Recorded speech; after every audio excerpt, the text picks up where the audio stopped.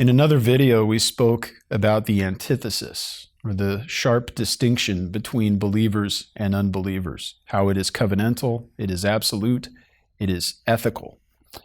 But yet, we also spoke about how it is not ontological, in the sense that we have not a difference in being between believers and unbelievers. All are still human beings.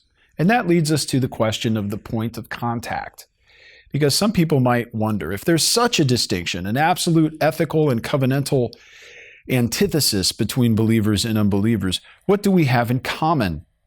How could we even speak? How could a believer communicate with an unbeliever in the hopes of engaging them for the sake of Christ and sharing the gospel with them, praying and hoping that the Lord would come and send His Spirit to work in their lives to redeem them from their sins and to regenerate them?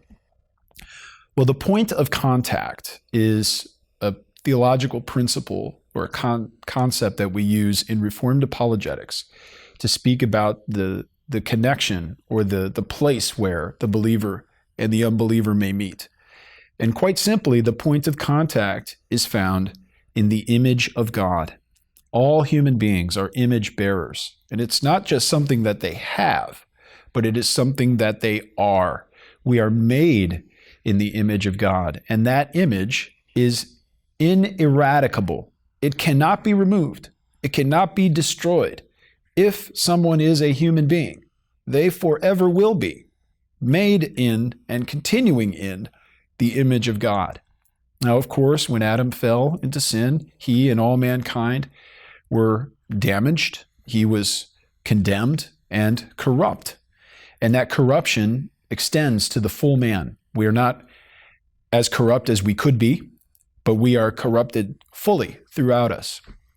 We are totally depraved, though not, as some would say, utterly depraved. Nevertheless, there is still an image of God, and God's word still touches and communicates to all who are made in God's image. All who are made in God's image they retain a measure of moral and ethical faculties in their heart of hearts. They have a conscience, and they know what is right and wrong.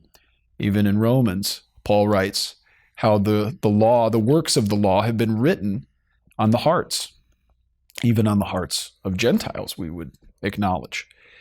So no matter what people might do, how they might live their lives, how they might profess with their mouth, what they might say, and how much they might try to suppress the truth in unrighteousness, there's always a point of contact.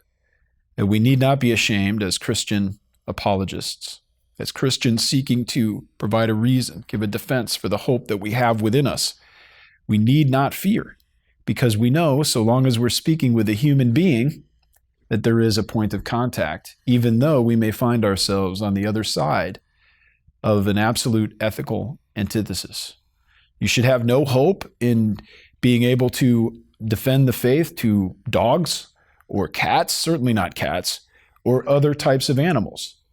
But with human beings made in the image of God, and every human being is made in the image of God and will persist in the image of God, we may find this point of contact. And that should give us great hope in terms of honoring the Lord with our apologia, with our defense.